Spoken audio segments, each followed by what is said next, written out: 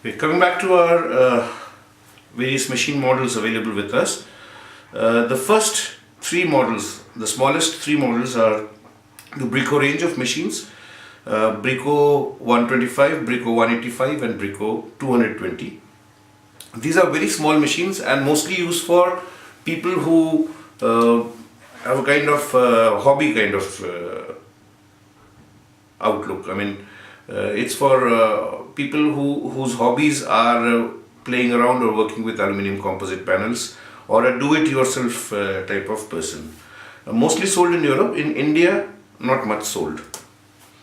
The next one's GMC 300 and 400. These are the two machines in the next line, out of which GMC 400 gets sold more often. The next range or next family of machines is GMC 3219 and GMC 4222 and GMC 4222A. Out of which 4222 and 4222A get sold most. The 4222A is a machine which has automatic movement of the saw head vertically and horizontally. The next range or next family is GMC 150, GMC 151 and GMC 161, out of which 151 is the model that is oft sold. We'll talk about the accessories on all the models separately. Then we have a GMC 163, 166 and 166 EMS. The 166 and 166 EMS versions get sold more often, but these are expensive machines and not many sold. And then the top end model is GMC 170 ES. It's a totally CNC controlled machine, and you saw this a little ago in the video, the last machine, in which you can program and optimize sheets, and the machine just cuts automatically all the sheets. Coming back to the ranges again, as I said, on your screens you see GMC 125, 195 and 220, not much sold, not at all sold actually. Then we have GMC 4 SE, this is an entry level machine. Then GMC 300 and 400, out of which 400 gets sold most often. The reason for this, as you can see here, the maximum length of horizontal cut in 4 SE is 4000, in 300 is 3200 and in 400 is 4200. So the cost difference between 4 SE and 300, GMC 4 SE and GMC 300 is considerable. However, the cost difference between GMC 300 and GMC 400 is very little. However, the benefit accruing, the size of the cut, length of the horizontal cut is more by 1 meter in case of GMC 400, and that's the reason why, for commercial reasons, GMC 400 gets sold most. The next range is GMC 3219, 4222 and 4222A. Again, if you see the difference between the sizes, 3200 on 3219 and the maximum length of horizontal cut is 4200 millimeters on GMC 4222. So the jump is 1 meter. However, the cost difference is negligible, is not too high.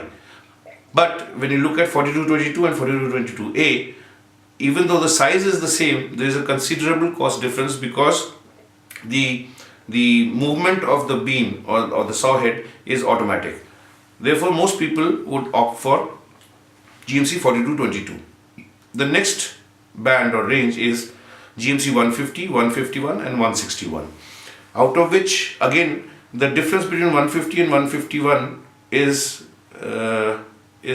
pretty high, but the extra length that you get if you go for 161 is 1 meters. However, the cost difference between 151 and 161 is huge, and that is the reason why people mostly opt for GMC 151. Next range is GMC 163, 166, 166 EMS, out of which again 166 gets sold most, and of course the top end model is GMC 170. If we look at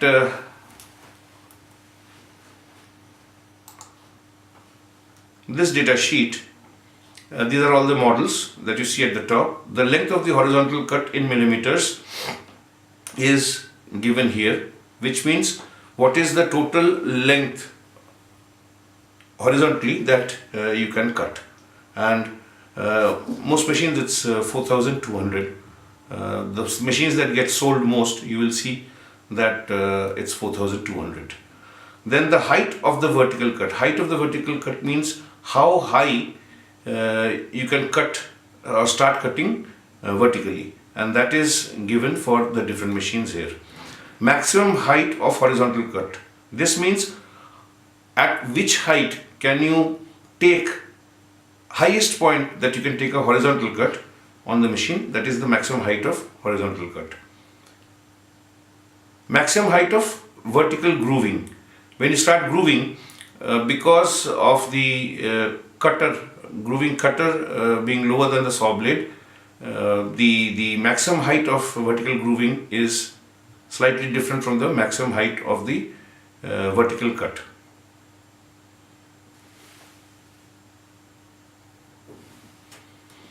Okay, depth of cut in the first three machines is 45 millimeters, so you can cut aluminum composite panel of 45 mm thickness.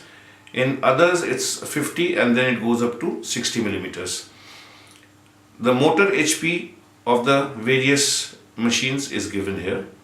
Then you have the diameter of the main saw blade, always 250 millimeters. The speed 3100 rpm, 5100 rpm, 5200 rpm, that's the speed of the saw. Diameter of the grooving cutter is 250 if you are using a traditional ACM device, as it's called, which means when you are cutting you use the saw, then when you are not cutting and you are routing, you take out the saw and put in the router. That kind of a unit, the diameter of the router is 250 millimeters. If you are using an SCU unit, which I will just explain a little later, the SCU unit uses or is able to house both the saw and the routing together. Therefore, the diameter of the router is less than that of the router used in ACM unit, and this is 110 millimeters as compared to 250 millimeters if you are using the traditional ACM unit. The circular grooving cutter RPM is given here, and if you are using with the SU unit, the RPM will be higher because it's a smaller cutter. The gross weight of the frame in kg is given, and the gross weight of the beam in kg is given over here. These are some of the accessories that are available with the machine. The SCU device. The SCU device is the scoring cum cutting unit. This is the device, as you see over here.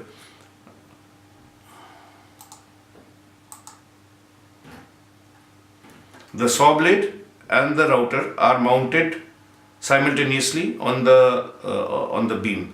When you want the saw head when you want the saw to cut, at the flick of a button you can make the router come back, and when you want the routing to be done, then you flick the button back and the router goes ahead and does the routing. The saw blade becomes inactive at that point.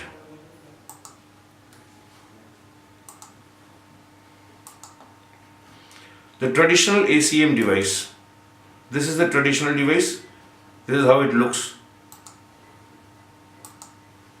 Okay. This device, when you are cutting, you put in the saw blade, and when you are routing, you take out the saw blade and put the router. That's the router. And here the router diameter is more than the diameter of the router that you use in the SCU unit.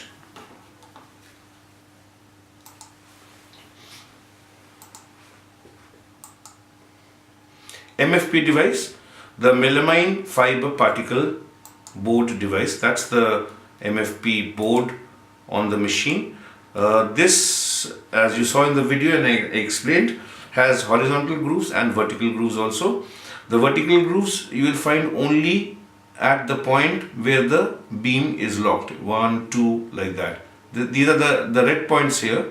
They show where the beam can be locked at intervals of 1 meter each. That's the first locking point, second, third, fourth is where the beam is right now, and the fifth here.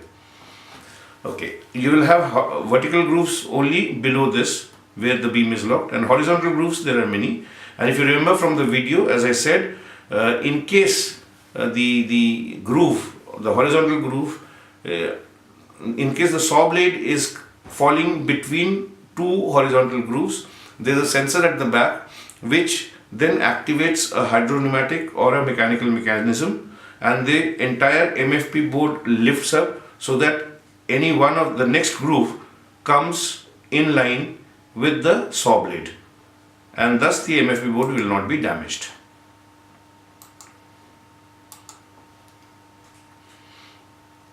Okay, as I said, 110 millimeter diameter for the SU unit and 250 millimeter diameter cutters for the routers for the ACM device. These are the two different types of routers. The routers can have angles. If you look at the screens right now, you can have a 90-degree angle, you can have a 135-degree angle, and you can have a U-shape cutter. Okay, so 90-degree V groove, 135-degree V groove, and a U groove. And this is actually the way you want to fold it. If you want to fold the aluminum composite panel or bend the aluminum composite panel at 90 degrees, then you would take a 90-degree grooving cutter. If you want to bend so that the inside